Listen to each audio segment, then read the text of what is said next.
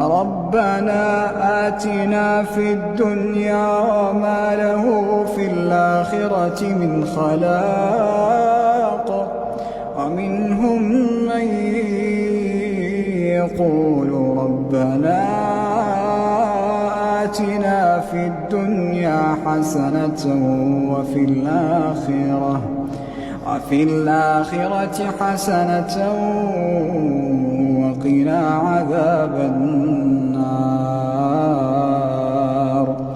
وقنا عذاب النار أولئك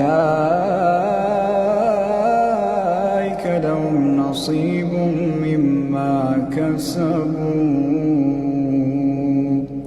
والله سريع الحساب.